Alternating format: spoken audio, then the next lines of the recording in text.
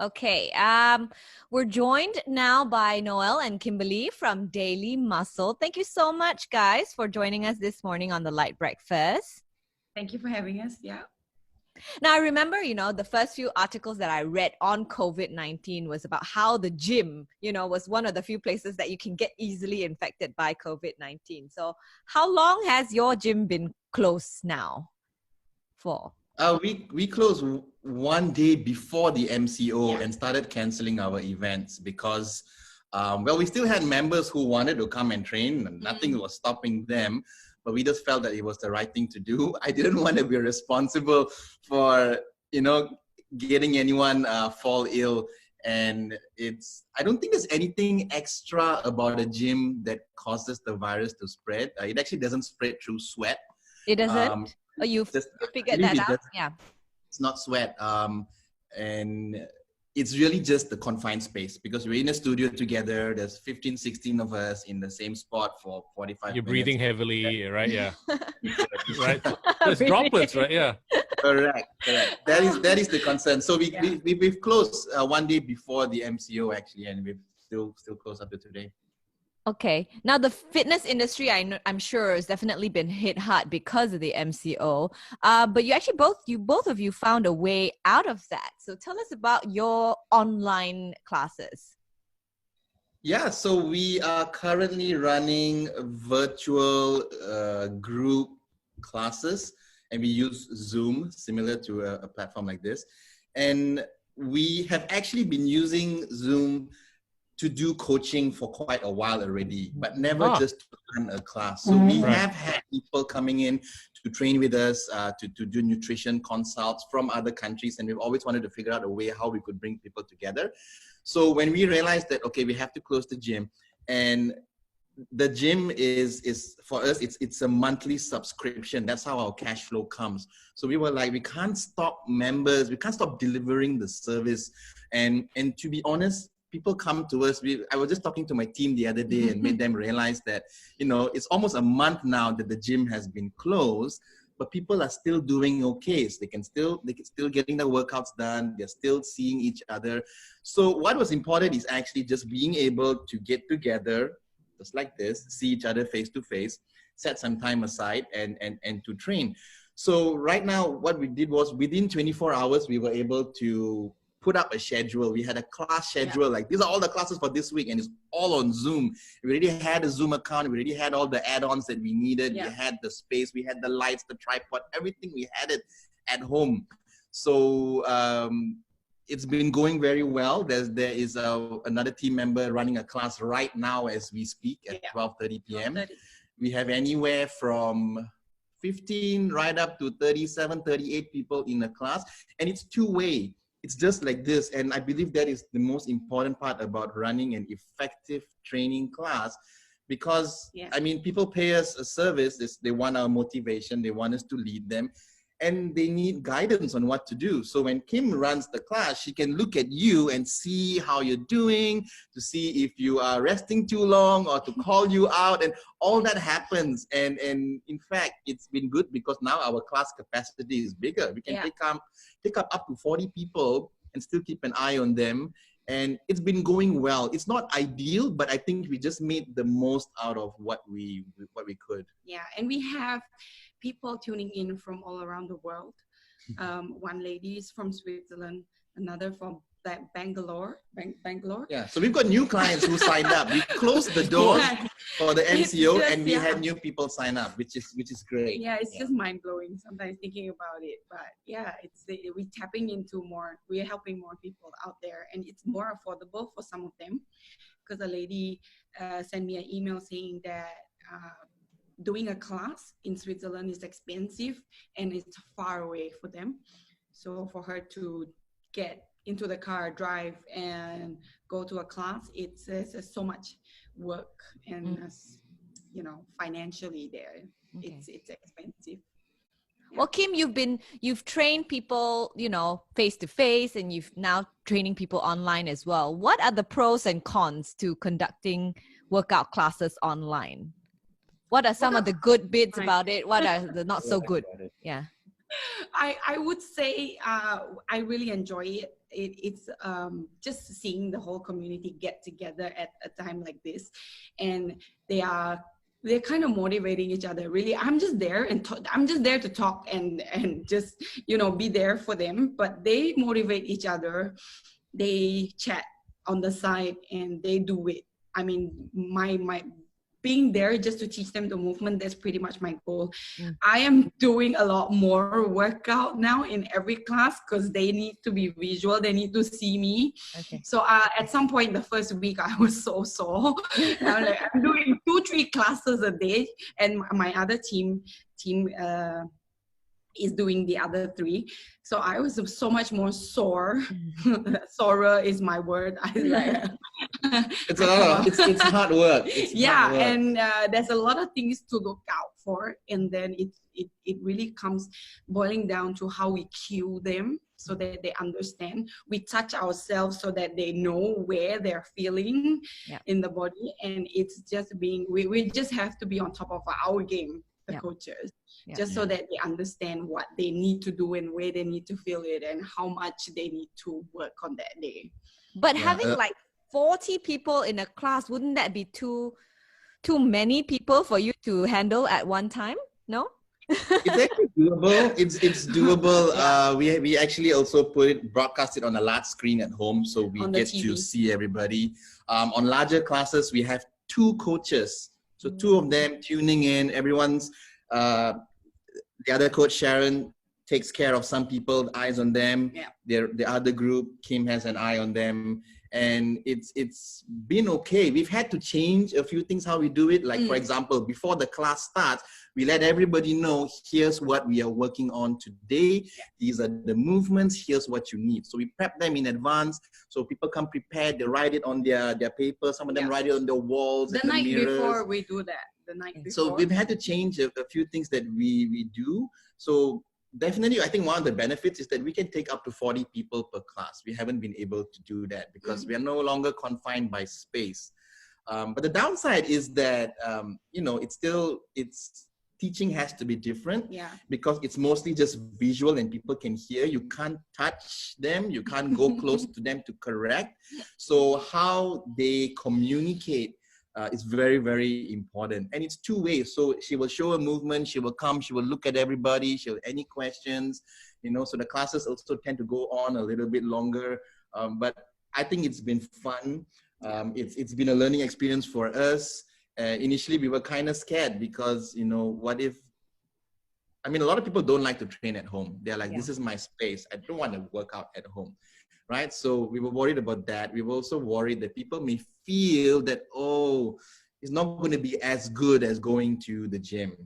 And I think our goal for all our members during this season is, look, you're not going to be a bodybuilder in this next 1 month.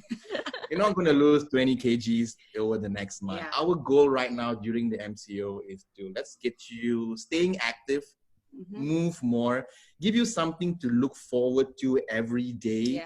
Give us something to do also because, now she wakes up early in the morning, she goes to bed, she's got a routine. It's just like we're going to work. It's like life as usual. So we wanted to maintain that for people. And I think it's been going well. We've had people bring their kids, their spouses to join us. And we've got their pets joining us. We've got it's been really, really good and different. And I also think that we love how this is going. And of course, we miss running our actual physical classes. But when the MCO is lifted, and as the months go by and things start to normalize, we still see that these virtual classes is something that we still want to do. So you're going to do both because you have the new client in Switzerland. Yeah. Both. Exactly. But do you think that online classes can ever replace this face-to-face personal training? Yes, it can, depending on the goals. Yeah, I do a few personal training virtually now. Okay. And it's really, the only downside I see about that is them not having the equipment. Other than that, everything else is the same. It's pretty much the same. I can see them and I can guide them through each movement or just correct the movements for them, which is basically, that's what we do when we see them face to face as well. Yeah. It's just that we can't help carry the weight if they let it go. Okay. If we decide to, you know, bang the weight, it's just not there to support them. But other than that, it's actually the same. I do a lot of rehab work for many of our PT, our online personal training sessions virtually. So I do some rehab work with them, and it's been going good. Yeah, it's good. It's good for them too, as in, like, for example, we can record our PT session, and they have access to the video, and they have all these files. So like all the classes that we've been running from the start of the MCO, there's been at least 50 or almost 60 over classes that we have run since the start of the MCO. It's all recorded and available to all our members. So we have members who are still working, and they're like, I can't make the 6:30 p.m. class. So they, at 9 p.m. when they're ready, they play the recording and they follow along. They follow along. So I think there's pros and cons. There's pros and cons, and not everyone is going to be receptive to it. Some people just cannot accept the fact that I have to look at my trainer through my phone now. It's just a bit of getting used to, but most of them have adapted pretty all right. How about you as a trainer? Have you adapted? Like, do you feel that this is the way to go moving forward? I think it is. I think it is because technology is so accessible for everyone out there, and it's just really how you communicate with that person through a screen, whether or not they are receptive to it. But I feel that this is the way to go right now, and because I have a person that I worked with long time ago. He went back to Canada, and he messaged me and said, "Oh, so you're now doing virtual?" Like, I tried Skyping you to do the workout many years ago, and there's always something wrong with Skype. But now you're doing Zoom, and you can do this for me. And he's like, I'm going to maybe find a time, but for him, his time zone is the opposite. So it has never really came on. Yeah. I think it definitely is the way to go. And I used to tell a lot of my trainer friends from other gyms that, hey, you guys got to go do video. You got to be online. You got to brush up your Instagram profile. People have to know that you're a trainer. I'm telling people all this while, and they don't want to do it. But now they all have to do it. Yeah. So it's been good to see that every gym out there is present online. It's great. It's like the gyms have been let loose. And every time you're on Instagram, there's some workout happening somewhere. So I think there's already so much good that has come out of this. And people are finally seeing all the trainers and all what people are doing and all the options and the variety of things that you can do at home. So this season has definitely changed everything. Things will never go back to normal again. If any gym out there stops their virtual classes, I don't even know why they would do that. Yeah. So let's say that you're used to this virtual classes, online classes. Will you then close your gym, like the brick and mortar gym? No, we won't. Recommend for all gyms to be closed and everyone just do their workout from home? Because people have different goals. Some people actually need the equipment and they need to progress. So that's why now during the MCO, as in, like, we have members who are already losing weight and losing body fat, because they're training like 7 days a week. Last time, very busy, can only train 3 times. Now can do 2 classes a day sometimes. So it's been working well, but eventually, depending on their goals, many will need access to equipment again. And, we've got a lot of facilities, and I think face-to-face communication in person is still important. It's a huge part of a healthy gym community as well. So this won't replace, but it will certainly complement. I see a lot of our members in the future moving forward that they will have their gym membership and they come and train maybe twice a week, but they also do 2 classes virtually. So we're going to have new membership packages, new add-ons, and we can sign people up from anywhere in the world. Because that's the new norm. We have to adapt business-wise as well. And it's new revenue, new streams of revenue right now, right? It is for now, but of course we had a slowdown in revenue as well, because not everyone is open to online training. Some people freaked out when the moment the MCO was announced. Some people stopped their membership. Some people were like terminated and then gone missing. Some people just don't want to be online. They phobia of camera. They don't want to be recorded. Right. All these fears. So we've had a drop. I would say that our revenue is now at about at about 70% of what it usually is. All right. Not too bad. Not too Yeah, it's bad not too for bad. for a gym who has to be closed. Yeah. Yeah. That's right. Actually, the other day, true story, GrabPay, we use GrabPay for a lot of transactions.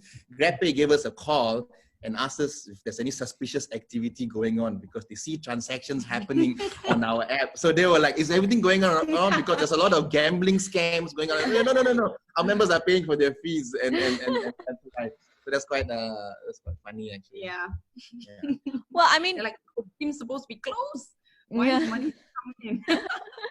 well, you have both actually decided to do something bigger with the fees that you've collected from your online classes, donating some proceeds to other struggling businesses, which is very big of you. I mean, what made you decide to do this?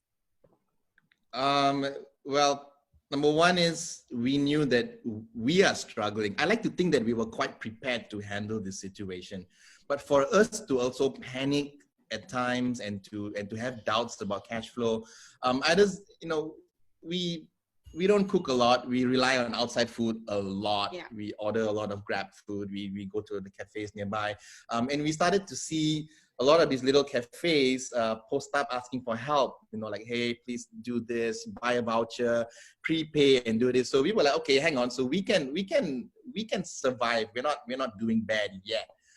So why not start a challenge and make it super affordable and let people donate? Because I also think the reality is that not everyone's income has been affected.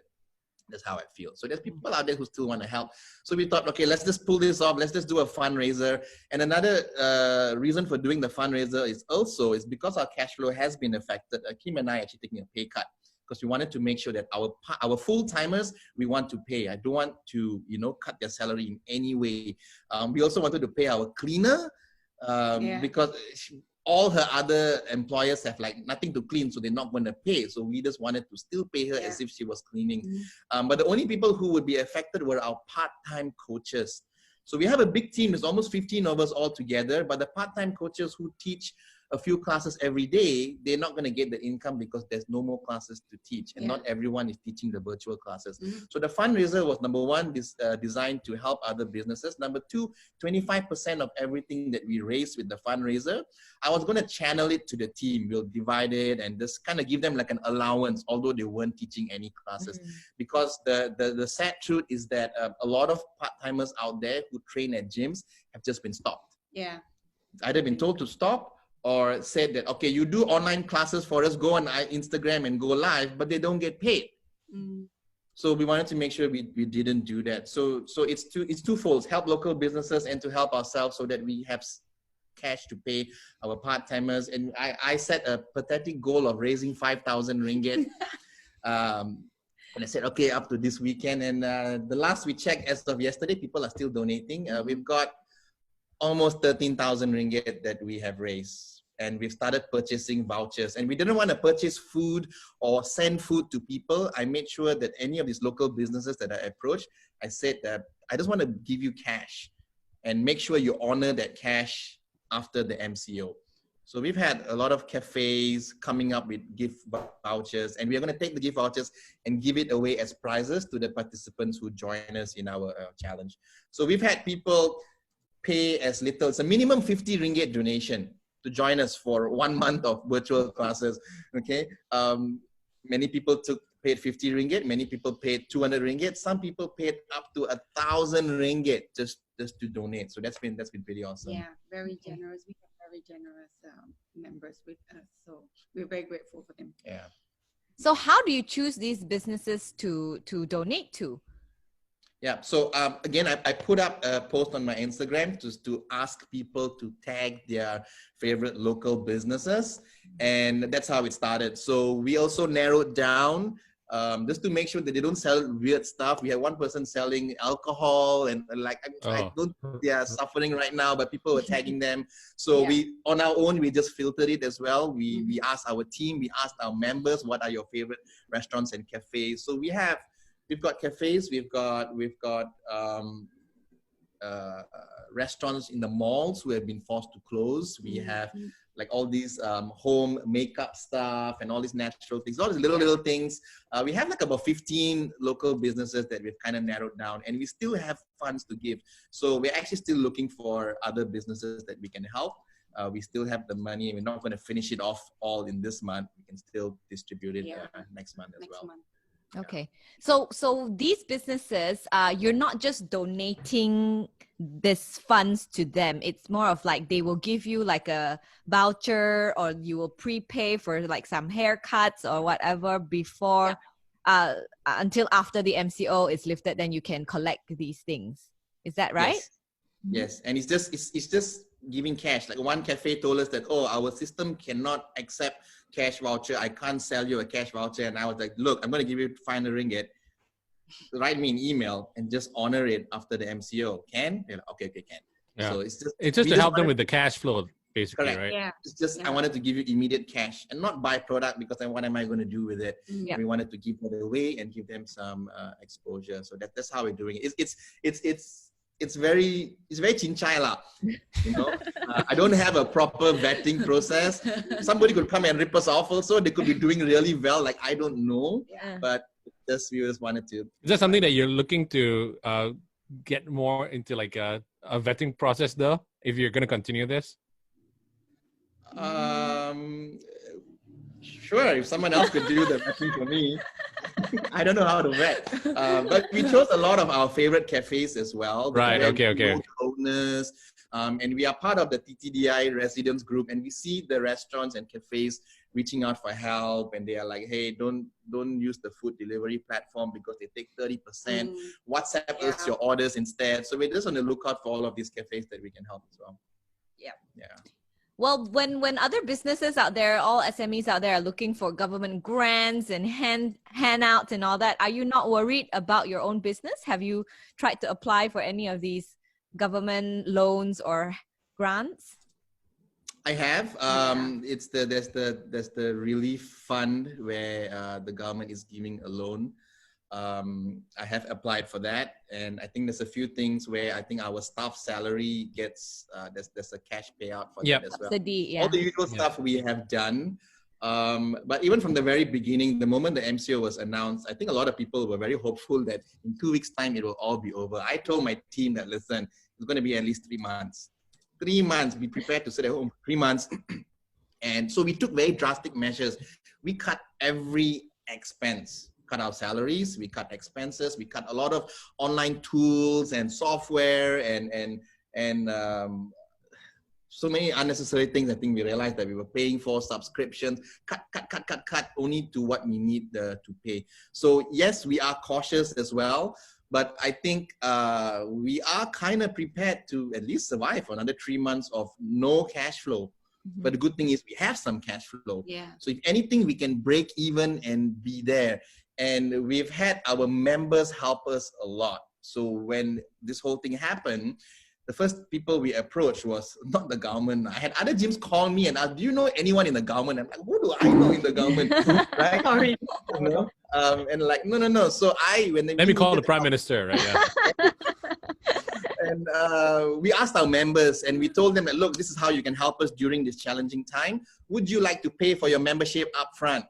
And we had a lot of them, like at least 10 people who paid up for the whole year.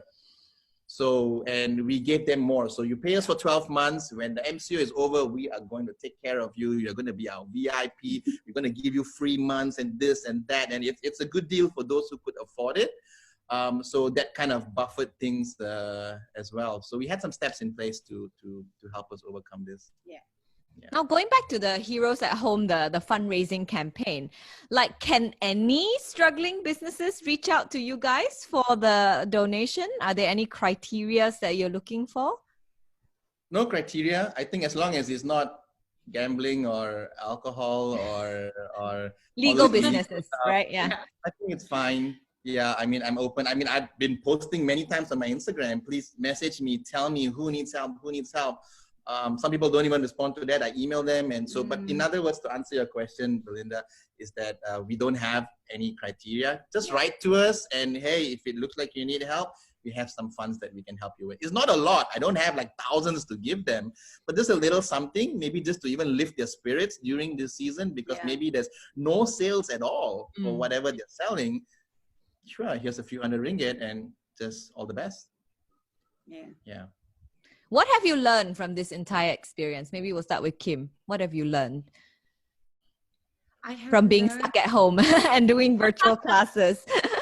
Yeah, to me, I have learned that people can go out of their comfort zone. I think people are receptive, and they need to at some point be adaptive to the situation around them, and they can. It's at some point. At first, I thought to myself, it's gonna be hard, but they made it seem like it's okay. We will change. We will move out of our comfort zone. We will come in and log in, even though my house is messy. I just don't on the video lah, but I can still hear you. So it's us really adapting to every situation, and that's I feel not boasting or anything, but I feel athletes are really good at doing that. We adapt to anything that anybody throws at us, and if we just do it, even if we cry behind doors, or hit ourselves behind doors, but when we come out of it, we adapt really fast. Yeah, because if people didn't know, Kimberly used to be a state swimmer, a national swimmer, and then she was a triathlete as well, our national triathlete, and now she's a personal trainer. And she talk about coming back from a lot of trials and tribulations. You had a horrible accident, remember? Yeah. And she's now back up and strong. Yeah, it's definitely adaptable. Yeah, and the community, everyone plays a part in everything that we do. We have so many people that's so supportive of us in what we do, and it's also lifting our spirits up in a way, doing all these that we do right now. Sometimes I think to myself, oh, are they really grateful for what we're doing? And are they going to say thank you, or are they just going to do, just do the class and go? But at some point, every day, I remind myself that they are really grateful for everything that we do for them. Yeah. How about you, Noel? How have you adapted, or what have you learned from this whole experience of MCO and COVID-19? I think for me, it's more one thing I've learned. I've always had a hunch, but this sealed the deal. I knew that people are generous. Our clients, our members are generous. They always believed in us. They always supported us. But to have so many of them come to us when we needed them, that blew me away. So I guess what I'm saying is that one thing I've learned through this is that if you need help, you got to ask for help. You've got to ask for help. And I don't mean ask the government. Of course, the government will help too. But I mean ask the people in your life, ask your clients, ask your customers, because you might just be surprised. Like we were surprised and blown away by the generosity that our clients had, and people that some of them we hardly know. I've had Instagram followers here and there. They come in, they pay, they sign up, and they donate. So to actually see them put their support in action by donating, giving money during this season, I've been blown away, especially now and for me, again, I speak for a lot of my trainer friends in the fitness industry who have lost their chance to make an income.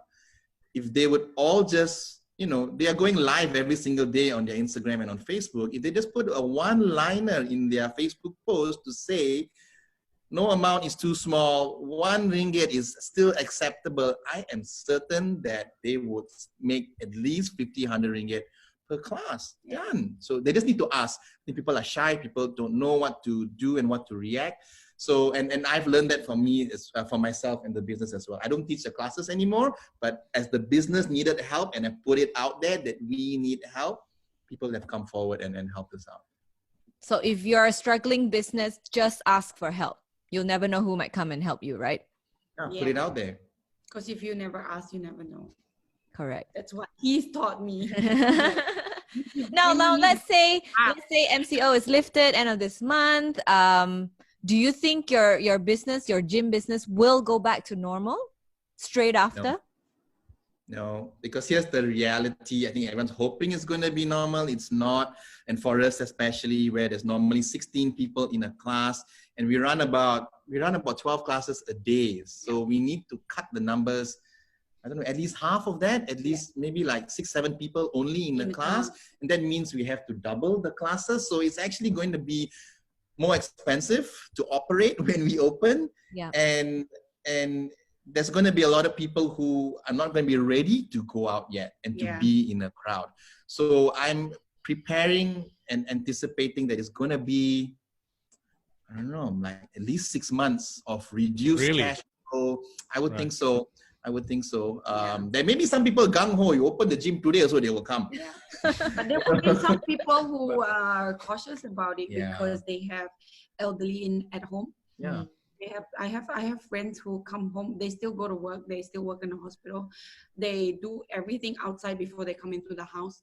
So that there's no chance of spreading the virus to the family members. Yeah, so it's not going to be the same.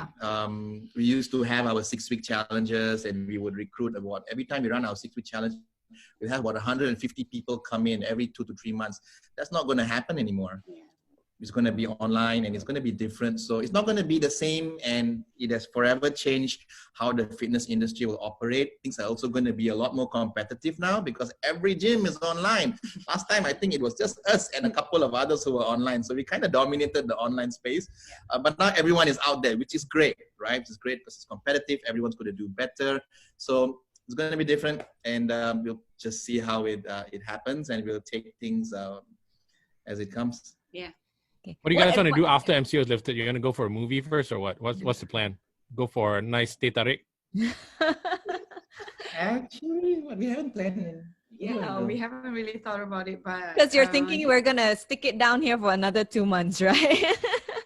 Yeah. If anything, I think we'll just bring the dog, our Rod, Kiwi the Rod, out. Right. Yeah. I think she's gonna go. She's gonna go crazy. Yeah. Dogs under MCO as well. Yeah. So. Yeah, she's stuck in the house. So. Yeah, and she's playing games. We play with her in the house for now, and she's chasing squirrels around. Yeah. Today, a group of monkeys came, and she went berserk. But other than that, I think she needs more of a going out. Yeah. Than But what advice would you give to Malaysians, especially on their fitness at this point in time? I would say that right now is just the time to stay active, take care of your health. Yeah.